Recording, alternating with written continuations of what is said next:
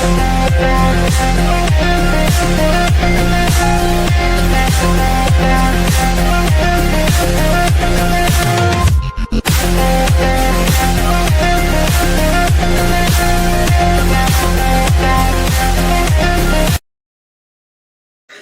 everybody, and welcome to the entertainment headquarters, and welcome to another review. And this one is for a film I've very much been looking forward to. It's definitely one of my most anticipated films of the year, and I'm happy to say it was worth the wait. It really, really was. There's many films that are coming out this year that I've got like a 50-50 vibe with, and I'm trying not to allow, expectations or excitement to overflow. But this film was genuinely a pleasant surprise to both the eye and just, it was just a beautifully well made and crafted film. And of course, the movie I'm talking about is Ballerina, from the world of John Wick.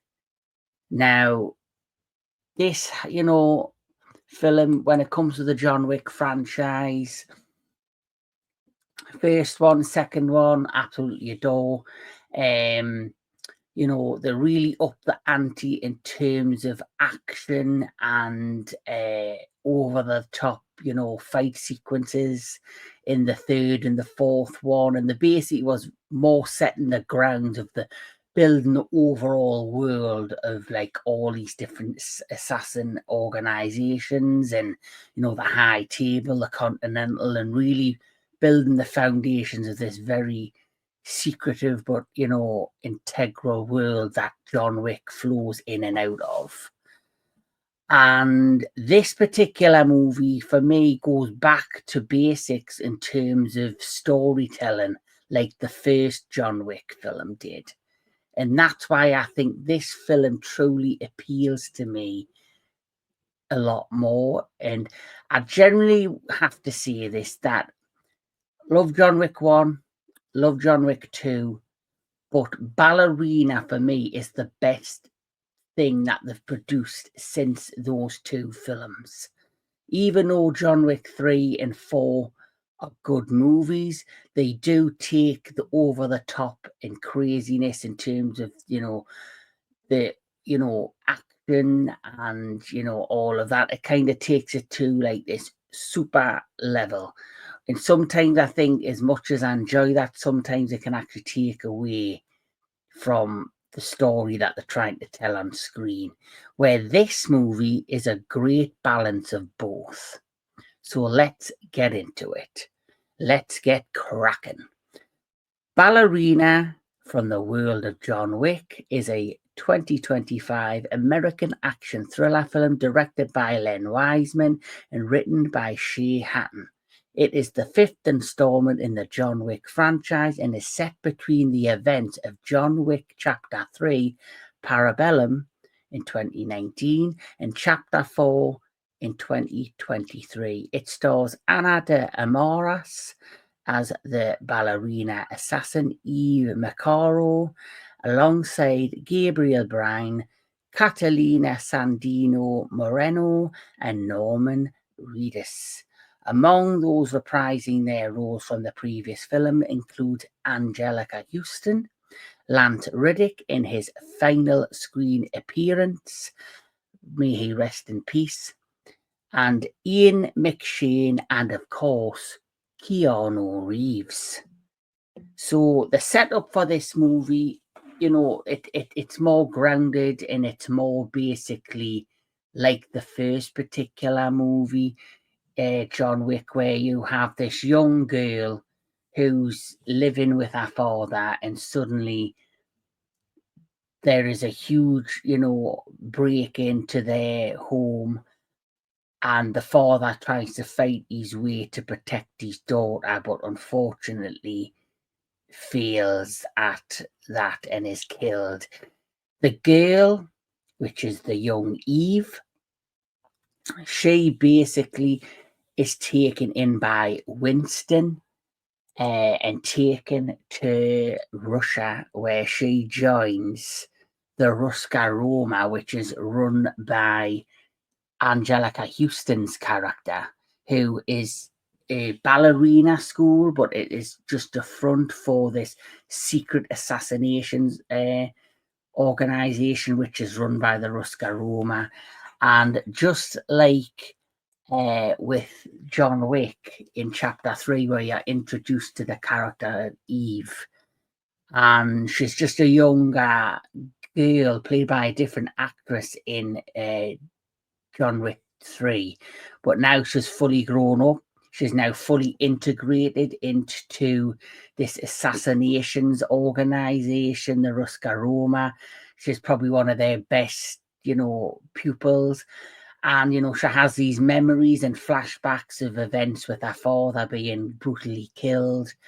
And one day on a job that she's sent on, she bumps into one of the thugs, one of the other assassins on this assignment, and she notices he has like markings on his hand, and it brings back her these memories of basically, this guy is connected to the people who killed her father, and that sets the road of her wanting to seek revenge and get revenge on the people behind her father's murder, which as the more she deep dives into it, the more she sees that it's connected to something much bigger and much more dangerous. And the characters within this movie are really, really interesting characters.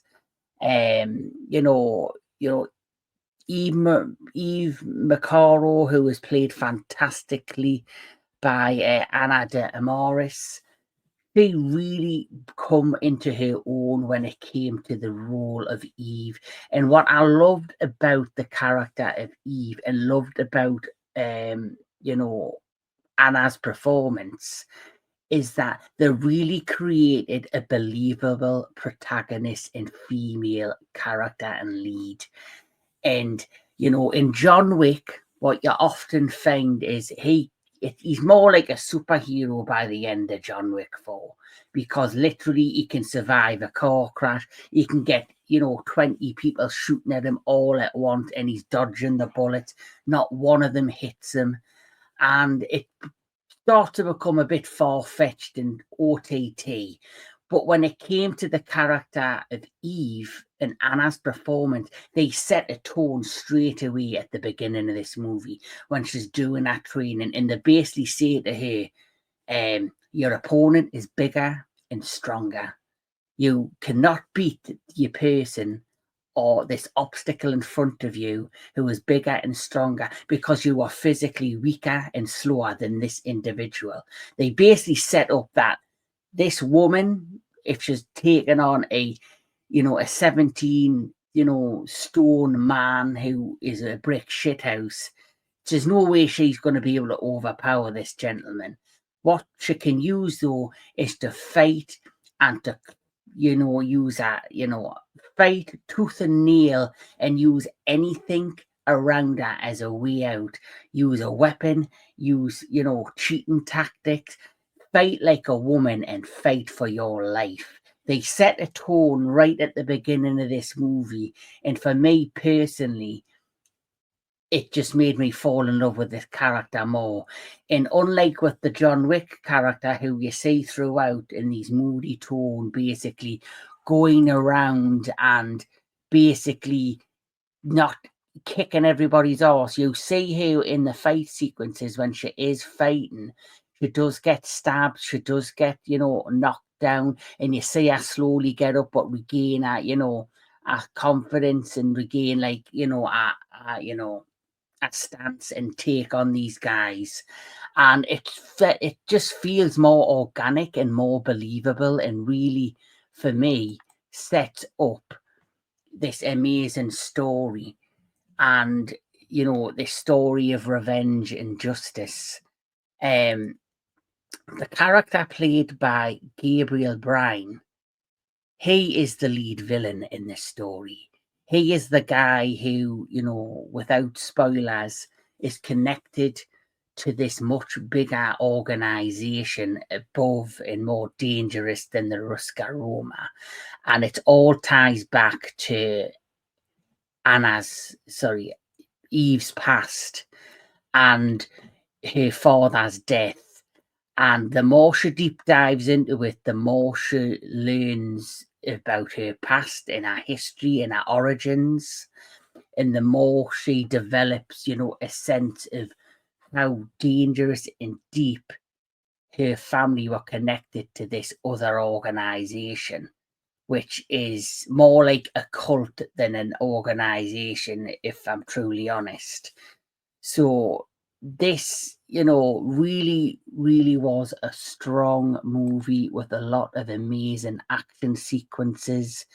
The director truly knew what he was doing with this character. And as you know, prior to this being released, there wasn't much talked about other than we knew it was a spin-off based on this young character we are introduced to in John Wick 3.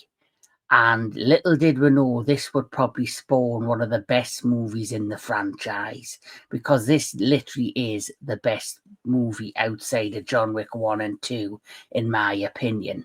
And hopefully, if this is successful, we will receive more movies in this franchise with this particular character.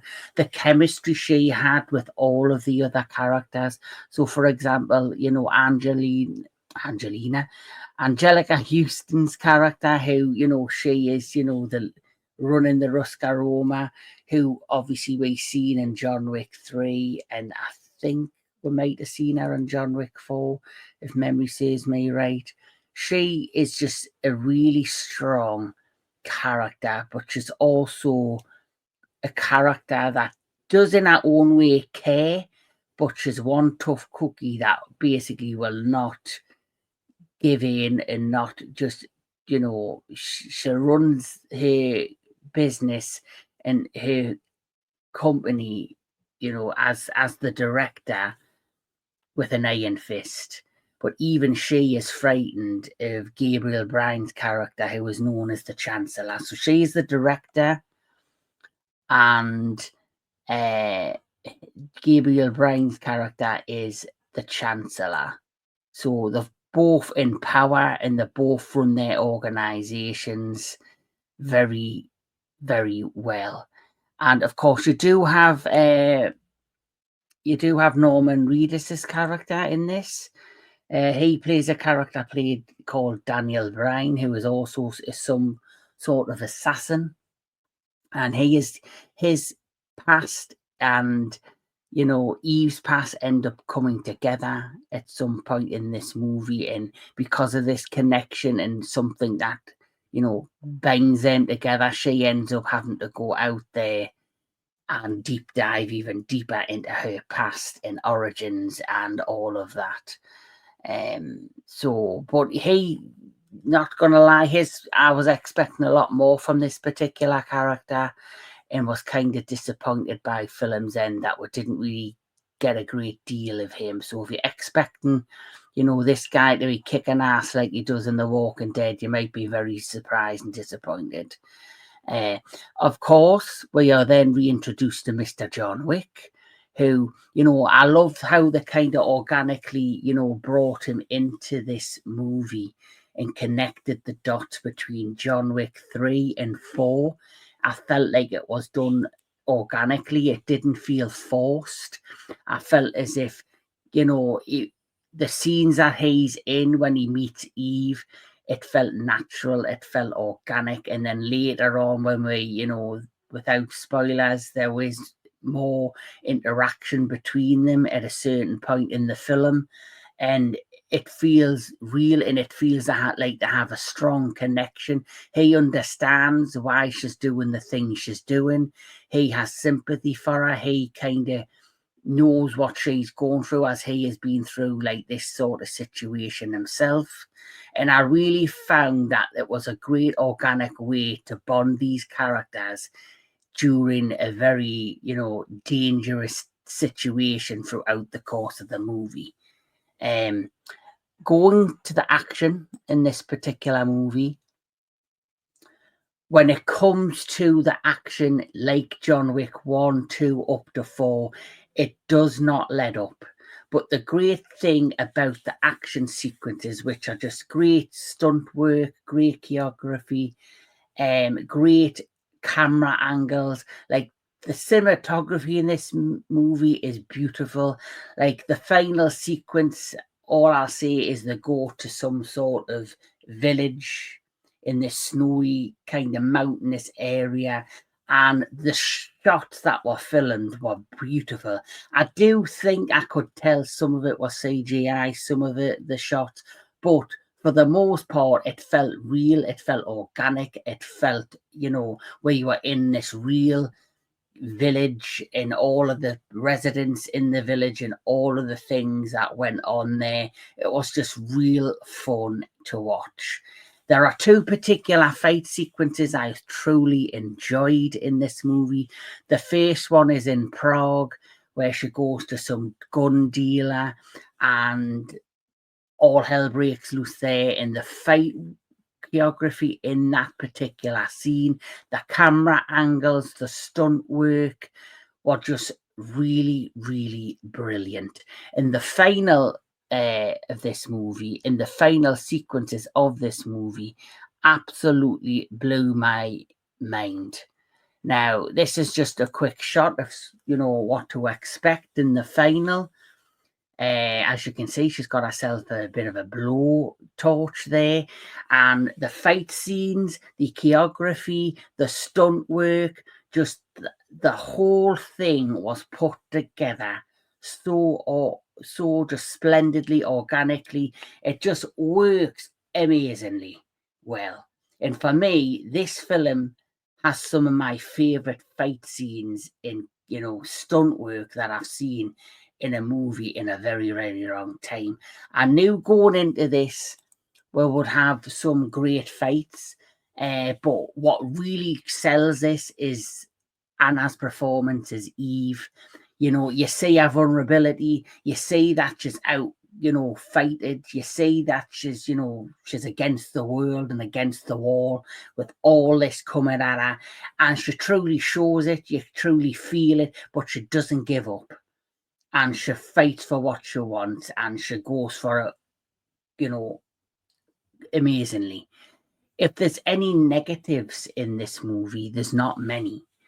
I guess for me, the negative might be the fact that obviously, even though I love the scenes with John Wick and their connection and their interactions, did the movie really need John Wick? I think this movie could have sold itself without him. But of course, because it's a brand new character whose world and backstory we did not truly know as of yet, they needed to probably have that cross gap. And they did it, but they didn't in a way that wasn't forced. But I would think that this movie could have worked without John Wick. But now that we have had that bridge and that connection, if there is a sequel to this, it's all about Eve. And I generally think she would sell her own franchise because of how good that Anna portrays this character. Sorry. For how good she portrays this character and how organic she comes on screen. She's vulnerable, she's fierce, she's, she has a mission, she's craving to get answers. And it was so believable, and she did such a great job in that role. Each character you introduced to, hero or villain, you actually loved on screen. And like I said, the final with the blowtorch sequences and like the fight sequences that happen at the end truly sold and truly blew my mind. This is probably definitely going to have to be on my top 10 films of 2025. It did not disappoint. Like I say, there's been a couple of action movies that I've watched that I thought were great, but this film for me is the action movie of the year so far. It's a film that, it works so well, it's blended in so well with um the John Wick franchise. It's not like a film that was like a cash grab, like I feel Karate Kid Legends was, which they could have just made that a Netflix streaming movie. They could have made that movie simply something to put alongside Cobra Kai at the end of the show, and not try to sell it as something bigger and more like, connecting. Where this particular movie, it fits so well, it's organically just fits perfectly in between the John Wick 3 and 4 story. And like I see, Anna Amaris did just a brilliant job. Well done to her, well done to the director, Len Wiseman, well done to the writer who really created a believable protagonist, especially a strong female protagonist, because some of these protagonists come along and you're like, you gotta just go in and go, right, I believe she's this, I believe she can do that. Where with this one, like I say at the beginning, they set the tone right at the beginning of who she was, what she can do, and knows our weaknesses and knows, our fears, and knows what she can do and can't do.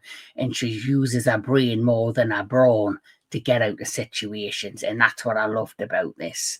So if I'm going to rate this movie, if I had to rate it, I would definitely have to give it a strong 10 out of 10.